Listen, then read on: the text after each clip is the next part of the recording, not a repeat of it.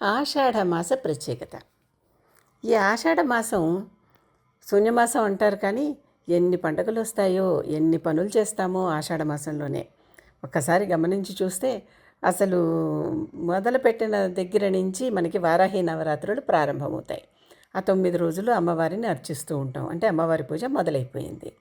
అదేవిధంగా విదియ నాటి నుంచి పూరిలో జగన్నాథ రథయాత్ర మొదలవుతుంది. దీనికి ముందర నుంచే ప్రిపరేషన్లు అవుతూ ఉంటాయి. జగన్నాథ రథయాత్ర ఆ రోజు నుంచే మొదలవుతుంది. అంటే రథయాత్ర అని అందరం చక్కగా జగన్నాథుడు రథం ఎక్కి వాళ్ళ పిన్ని మౌసి ఇంటికి గుండిచా మందిరానికి వెళ్ళేటటువంటి రోజు విధి అన్నమాట. అక్కడ మొదలవుతుంది. ఈ వచ్చిన ఆషాఢ పౌర్ణమిని గురు పూర్ణిమ అంటాం. యాక్చువల్లీ ఇది వ్యాస పూర్ణిమ. వ్యాస భగవానుని జన్మదినంగా దాన్ని మనం భావించి వ్యాసుడికి ఆ రోజు కీర్తిస్తాం. ఎందుకంటే మనకి ఇంత విజ్ఞానం ఇచ్చింది ఆయనే కదా. ఇంత వివరాలు, ఇన్ని పురాణాలు, ఇన్ని స్తోత్రాలు, ఇంత చెప్పింది, భారత భాగవతాలన్నీ మనకి రాసి అందించింది వ్యాసుడే కదా. కనుక వ్యాసుడి జన్మదినంగా భావించి, నిజంగానే ఏది జన్మదినమో మనకి తెలియదు, పురాణాల్లో చెప్పిన దాన్ని బట్టి మనం డెరైవ్ చేసుకోవటమే. అటువంటి వ్యాస జన్మదినాన్ని వ్యాస పూర్ణిమ అని, గురు పూర్ణిమ అని చేసుకుంటాం. గురు పూర్ణిమ అంటే ఏమిటి? ఆ రోజు గురువులని పూజించే రోజు. గురువులంటే ఎవరు? గురువు అనగానే దత్తాత్రేయుడు వస్తాడు. దత్తాత్రేయుడు, వ్యాసుడు, ఆదిశంకరుడు, మధ్వుడు, రామానుజుడు, వీరందరికీ అంటే వారు కదా మన గురువులు. లేకపోతే మీకు ఏదైనా మంత్రోపదేశం చేసిన గురువులు, లేకపోతే మీకు పాఠశాలలో మిమ్మల్ని అత్యుత్తమంగా ప్రభావితం చేసినటువంటి గురువులు, వీరందరూ ఈ గురువుల కిందకు వస్తారు. ఈ మధ్యకాలంలో గురువు పూర్ణిమ అనగానే షిర్డీ సాయిబాబా ఆలయాలు కిక్కిరిసిపోతున్నాయి. షిర్డీ సాయిబాబా గురువే, నేను కాదంటల్లా, కానీ ఆ ఒక్క ఆలయానికే వెళ్ళటం కాదు, అసలైనటువంటి గురువులందరూ వీళ్ళందరూ ఉండంగా ఇంకా కేవలం ఒక షిర్డీ సాయినే గురువు అని భావించటం అనేది పూజని ఎప్పుడు అసంపూర్ణంగా చేసినట్టే. అది గమనించుకోండి. ఎంతోమంది ఉంటే ఒక్కరినే పూజిస్తే ఏమవుతుంది? కనుక అది తప్పు అవుతుంది. అందుకే ఈ గురు పూజ చేసేటప్పుడు సదాశివ సమారంభం శంకరాచార్య మధ్యమం అస్మదాచార్య పర్యంతం వందే గురు పరంపరాం అని శైవులు కీర్తిస్తే, వైష్ణవులు నారాయణ సమారంభం వ్యాసశంకర మధ్యమం అస్మదాచార్య పర్యంతం వందే గురు పరంపరాం అని వారు కీర్తిస్తారు. అస్మదాచార్య అంటే ఇప్పుడు మీకు ఎవరైతే ఆచార్యులు ఉన్నారో, అంటే గురువులు ఉన్నారో వారి వరకు. గురువులని మంత్రోపదేశం చేసిన వారే గురువులని శాస్త్రం చెప్తుంది. పాఠశాలలో పాఠాలు చెప్పేటటువంటి గురువుల్ని కూడా గురువులని ప్రస్తుతం వాడుకలో మనం వాడుకుంటున్నాం. కనుక ఇది ఒక్కసారి గమనించి ఎవరు గురువులు.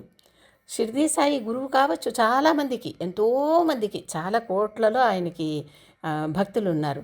ఆయన ఒక్కరే గురువు కాదు అనేవి ఈ శ్లోకాలన్నీ మనకి పదే పదే పదే పదే చెప్తూ ఉంటాయి. కనుక గమనించండి. పూజించవలసింది వ్యాసుణ్ణి, శంకరుణ్ణి, మధ్వుణ్ణి, రామానుజుణ్ణి, ఇంకా మీ గురువులు ఎవరుంటే వారు. అంటే ఒక్కొక్కరు ఒక్కొక్క మతానుయాయులు కదా. ఎవరి మతానికి సంబంధించిన గురువులు ఉంటే వారందరూ కూడా గురుస్వరూపులే. దత్తుడు అంటే ఆయన ముందరే ఆయన పేరే గురువు కదా, గురువు. అంతేకాదు, మనకి షణ్మతాలు అనుకున్నాం కదా హిందూ ధర్మంలో. ఈ షణ్మతాలలో సౌరమతానికి సూర్యుడు గురువు. ఎందుకంటే ఆయన హనుమంతుడికి ఆది గురువు. హనుమంతుడికి ఇన్ని విద్యలు రావటానికి కారణం సూర్యుడే. ఆ తర్వాత శైవ మతానికి దక్షిణామూర్తి గురువు. ఆయన మౌన వ్యాఖ్యలతోనే అందరికీ జ్ఞానాన్ని బోధించేటటువంటి గురువు. ఆ తర్వాత అమ్మవారు సరస్వతీదేవిగా శాక్తేయులకు గురువు. సరస్వతిని పూజించే కదా ఏ విద్యనైనా మొదలు పెడతాము. కనుక సరస్వతీదేవి ద్వారా ఆవిడే జ్ఞానశక్తి అని చెప్పుకుంటున్నాం కదా. కనుక సరస్వతీదేవి శాక్తేయులకు గురువు. గాణాపత్యులకి ఈ వినాయకుడే గురువు. ఎందుకంటే ఆయనను పూజించేటప్పుడు కూడా పుస్తకాలన్నీ పెట్టి అక్కడ పూజ చేస్తాం వినాయక చవితి నాడు. ఎందుకో గమనించండి. ఆయననే కోరిన విద్యలకెల్లా నొజ్జయ్యై ఉండేడి ఓయి గణాధిప నీకు మొక్కెదన్ అని పద్యాలు చెప్పుకుంటూ చేస్తున్నారే. ఆయన గణపతి అటువంటి గురువు. అందరికీ ఏ విద్య కావాలంటే ఆ విద్య వారికి ప్రసాదించేటటువంటి గురువు స్వరూపం.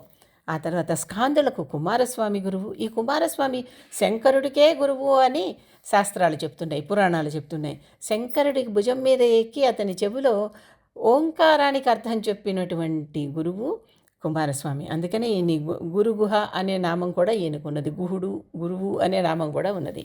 కనుక ఇవన్నీ ఒక్కసారి కుమార గురవే నమః అనే ఈ మాటలన్నీ అక్కడి నుంచే వచ్చాయి.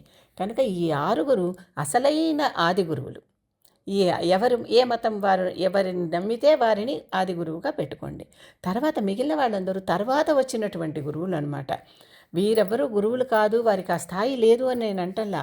కానీ మీరు ఏ స్థాయి వారిని పూజిస్తున్నారో అనేది చూడండి. మొట్టమొదట ఉన్న ఆది గురువు ఎవరు, అక్కడ నుంచి ఇప్పటిదాకా మనం పూజిస్తున్న గురువు ఎవరు, మొదటి నుంచి శాస్త్రాలలో మనకి వచ్చినటువంటి గురువులు ఎవరు, తర్వాత లోకంలో ఇప్పుడు మన గురువులు కానీ, ఇప్పుడు నేను చెప్పేటటువంటి ఈ సాయి అవతారాలను కానీ వీరందరూ ఎవరు, తర్వాత వచ్చిన వారు వీరు గురువులే నిస్సందేహంగా. అస్మదాచార్య పర్యంతం అంటే అస్మదాచార్యుల్లోకి వీళ్ళందరూ వస్తారు. అంతేకాని పురాణ గురువులు, ఆది గురువులు వేరే ఉన్నారు. అది గమనించండి. ఆషాఢ మాసంలో వచ్చేటటువంటి గురు పూర్ణిమని అంటే వ్యాస పూర్ణిమని చక్కగా పాటించి గురువు యొక్క ఆశీర్వాదాలని పొందండి. అమ్మవారి నుంచి మొదలుపెట్టి గురువు దాకా ఆశీర్వచనాలన్నీ అందరి దేవతల నుంచి అందరికీ అందాలని కోరుకుంటూ